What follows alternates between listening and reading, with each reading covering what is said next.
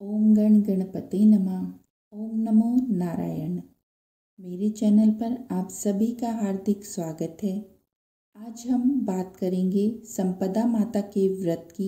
उनका व्रत कब किया जाता है, उनके व्रत की कथा के बारे में और उनके डोरे के बारे में। संपदा माता की व्रत कथा को आरंभ करने से पहले आप सभी से अनुरोध है, जो भी मेरे चैनल पर नए आए हैं वो मेरे चैनल को लाइक, शेयर और सब्सक्राइब कर लें और बेल आइकन को दबाकर उसे ऑल पर सेट कर लें। इस वर्ष संपदा माता का व्रत 8 मार्च 2023 बुधवार के दिन किया जाएगा। कुछ स्थानों पर इसको दशा माता का व्रत कहा जाता है और इसका पूजन चैत्र मास के कृष्ण पक्ष की दशमी तिथि के दिन भी किया जाता है। जो महिलाएं इस दिन दशा माता का व्रत करती हैं वो 17 मार्च को दिन शुक्रवार के दिन दशा माता का व्रत और पूजन करेंगी। हिंदू धर्म के अनुसार रंगों की होली वाले दिन, जिसे धुलंडी भी कहा जाता है, उसी दिन माता संपदा की पूजा की जाती है। इस दिन महिलाएं संपदा माता के नाम का डोरा बांधकर विधि विधान के साथ व्रत रखती हैं और कथा सुनती हैं। इस व्रत में मिठाई युक्त भोजन से व्रत का पारण किया जाता है। इस दिन जो डोरा बांधा जाता है वो वैशाख मास के किसी भी शुभ दिन खोल दिया जाता है। जिस प्रकार से डोरा बांधते समय कथा पढ़ी और सुनी जाती है, वैसे ही डोरा खोलते समय भी कथा का श्रवण किया जाता है। संपदा माता का डोरा बनाने और पूजने की विधि। संपदा माता का डोरा बनाने के लिए कच्चे सूत के 16 तार को मिलाकर डोरा बनाया जाता है और उसे होलिका दहन के दर्शन कराकर अपने पास रखा जाता है। कच्चे सूत के 16 तारों के धागों में 16 गांठें लगाई जाती हैं और उसे हल्दी से रंगा जाता है। एक कलश पर स्वास्तिक बनाकर उसमें जल भरकर रखें। साथ ही पूजन के लिए रोली, चावल, जौ के 16 दाने भी रखें। डोरे को रखकर उस पर रोली चावल चढ़ाएं। तत्पश्चात जौ के 16 दाने हाथ में लें और संपदा माता की कहानी पढ़ें या फिर सुनें। कहानी सुनने के बाद डोरे को अपने गले में धारण करें। डोरा धारण करने के बाद उन जौ के दानों को संभालकर अपने पास रख लें। जब यह डोरा खोला जाता है तब इन दोनों का उपयोग किया जाता है। संपदा माता का डोरा वैशाख मास में खोला जाता है। जिस दिन डोरा खोलें उस दिन भी संपदा माता का व्रत करके कहानी कहें। जिस दिन संपदा माता का डोरा खोलें उस दिन जौ के 16 दाने संभाल कर रखे थे, उनके साथ ही संपदा माता के डोरे से भगवान सूर्य को अर्घ्य दें। सूर्य देव को अर्घ्य देने के बाद में भोजन करें। संपदा माता के व्रत का उद्यापन कैसे करें? जिस वर्ष घर में पुत्र का जन्म हो या पुत्र का विवाह हो, उसी वर्ष संपदा माता का उद्यापन किया जाता है। संपदा माता के उद्यापन में 16 जगह 4-4 पूरी और हलवा रखें और उसको मिनस कर अपने परिवार में अपनी सास, नंद, जेठानी या फिर अन्य किसी भी महिला को जिसको आप अपना बायना देते हैं, उनके चरण स्पर्श करके उन्हें बायना दें और आशीर्वाद प्राप्त करें। फिर जो 16 जगह आपने पूरी और हलवा रखा था, उसे 16 ब्राह्मणियों को तिलक करके दक्षिणा रखकर प्रदान करें। यदि संभव हो तो उन्हें पूरा भोजन कराएं। अब जान लेते हैं संपदा माता की कथा। माता संपदा की कथा। एक समय की बात है, राजा नल अपनी पत्नी दमयंती के साथ बड़े प्रेम के साथ अपना राज्य करते थे। होली के अगले दिन एक ब्रह्माणी रानी के पास आई। उसके गले में पीला डोरा बंधा हुआ था। रानी ने उससे डोरे के बारे में पूछा तो वह बोली, डोरा पहनने से सुख संपत्ति, अन्न धन घर में आता है। रानी ने भी उससे डोरा मांगा। उसने रानी को विधिवत डोरा देकर कथा सुनाई। रानी के गले में डोरा बंधा देखकर राजा नल ने उनके बारे में रानी से पूछा। रानी ने सारी बात राजा को बता दी। तब राजा बोले, तुम्हें किस चीज़ की कमी है? इस डोरे को तोड़कर फेंक दो। रानी ने देवता का आशीर्वाद कहकर उसे तोड़ने से मना कर दिया, परंतु राजा ने वह डोरा तोड़कर फेंक दिया। रानी बोली, राजन, यह आपने ठीक नहीं किया। उसी रात राजा के स्वप्न में 2 स्त्रियां आई। एक स्त्री बोली, राजन, मैं यहाँ से जा रही हूँ।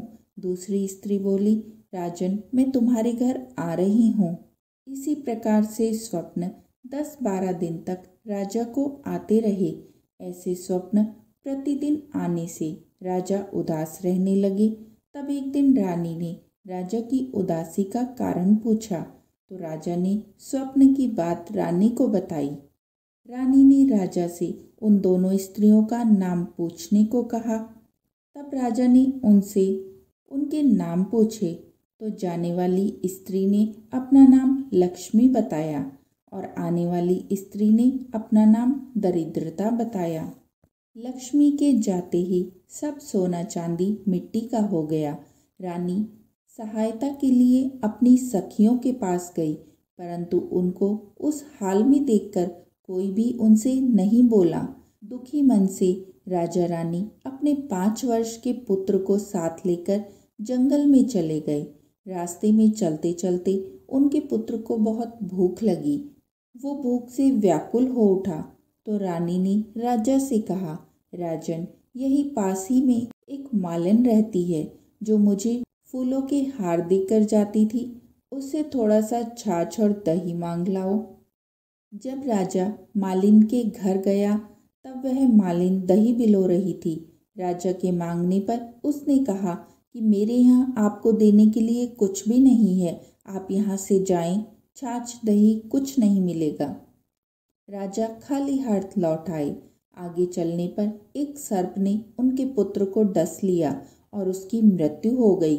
रानी अपने पुत्र के बिछड़ जाने से बहुत दुखी हुई और वह विलाप करने लगी।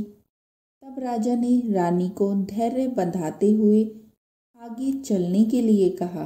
आगे चलकर राजा जैसे तैसे 2 तीतर मारकर लाया और उनको भूना।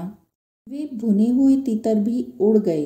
रास्ते में एक नदी पड़ी तो राजा उधर स्नान करने गए। वह स्नान करके धोती को अपनी सुखा रहे थे, तब उनकी धोती भी उड़ गई। रानी ने अपनी धोती फाड़कर राजा को दी। वे दोनों भूखे प्यासे ही आगे चल दिए। मार्ग में राजा के मित्र का घर आया।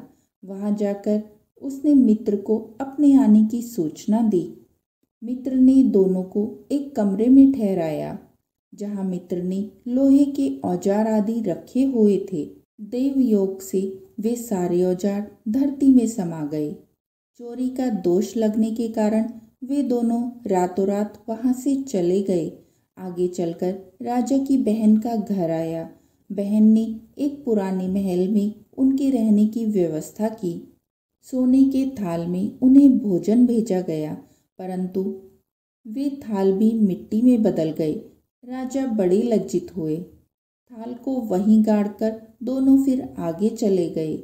आगे चलकर एक साहूकार का घर आया। वह साहूकार राजा के राज्य में व्यापार करने के लिए जाता था। साहूकार ने भी राजा को ठहरने के लिए एक पुरानी हवेली में सारी व्यवस्था करके दी। पुरानी हवेली में साहूकार की लड़की का हीरों का हार लटका हुआ था। पास की ही दीवार पर एक मोर अंकित था। वह मोर ही हार को निगलने लगा। यह देखकर राजा रानी बड़े परेशान हुए और वहां से भी चले गए। अब रानी बोली, किसी के घर जाने के बजाय हम दोनों जंगल में लकड़ी काटकर और बेचकर ही अपना पेट भर लेंगे। रानी की ये बात सुनकर राजा सहमत हो गए। अतः वह एक सूखे हुए बगीचे में पहुंच गए। राजा रानी जो ही बाग में पहुंचे तो ही वह बाग हरा भरा हो गया। उसे देखकर बाग का मालिक भी बड़ा प्रसन्न हुआ। उसने देखा वहां एक स्त्री और पुरुष सो रहे थे।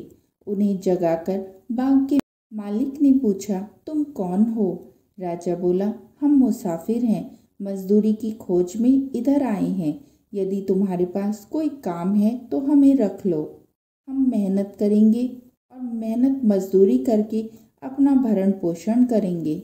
तब उस बाग के मालिक ने उन दोनों को अपने यहाँ नौकरी पर रख लिया। एक दिन बाग की मालकिन संपदा देवी की कथा सुनकर डोरा ले रही थी। रानी के पूछने पर उसने बताया कि यह संपदा देवी का डोरा है। रानी ने भी कथा सुनी और डोरा लिया। राजा ने फिर अपनी पत्नी से पूछा कि यह डोरा कैसा बांधा हुआ है। तो रानी बोली कि यह वही डोरा है जिसे आपने एक बार तोड़कर फेंक दिया था। उसी के कारण संपदा देवी हम पर नाराज हैं। रानी फिर बोली, यदि संपदा माता सच्ची हैं तो फिर हमारे पहले के दिन लौट आएंगे। उसी रात राजा को पहले की तरह स्वप्न आया। एक स्त्री कह रही थी कि मैं जा रही हूँ, दूसरी कह रही थी कि राजा मैं आ रही हूँ। राजा ने दोनों से उनके नाम पूछे तो आने वाली स्त्री ने अपना नाम लक्ष्मी बताया और जाने वाली स्त्री ने अपना नाम दरिद्रता बताया। राजा ने लक्ष्मी से पूछा कि अब जाओगी तो नहीं। लक्ष्मी बोली, यदि तुम्हारी पत्नी संपदा जी का डोरा लेकर कथा सुनती रहेगी तो मैं नहीं जाऊंगी। यदि तुम डोरा तोड़कर फेंक दोगे तो मैं चली जाऊंगी। बाग की मालकिन जब वहाँ की रानी को हार देने जाती तो दमयंती हार गूंथ कर देती। हार देखकर रानी बड़ी प्रसन्न हुई। उसने पूछा, यह हार किसने बनाया है? तो मालिन ने कहा, कोई पति पत्नी बाग में मजदूरी करते हैं, उन्होंने ही बनाया है। रानी ने मालिन को दोनों परदेसियों के नाम पूछने को कहा। उन्होंने अपना नाम नल और दमयंती बता दिया। उनके नाम सुनकर वह मालिन दोनों से क्षमा याचना करने लगी। राजा ने उनसे कहा, इसमें तुम्हारा क्या दोष है? हमारे दिन ही खराब थे। अब दोनों अपने राजमहलों की तरफ चले। राह में साहूकार का घर आया। वह साहूकार के पास गया। साहूकार ने नई हवेली में उन्हें ठहरने का प्रबंध किया। तो राजा ने कहा कि मैं तो पुरानी हवेली में ही ठहरूंगा। वहाँ साहूकार ने देखा कि दीवार पर चित्रित मोर नौलखे हार को उगल रहा था। साहूकार ने राजा के पैर पकड़ लिए। राजा ने कहा, दोष तुम्हारा नहीं है, हमारे दिन बुरे थे। राजा आगे चलकर अपनी बहन के घर पहुँचे। बहन ने नए महल में ही रहने की जिद की। पैरों के नीचे की धरती खोदी तो हीरों से जड़ित थाल वहाँ से निकल आया। राजा ने बहन को वह थाल भेंट स्वरूप दिया।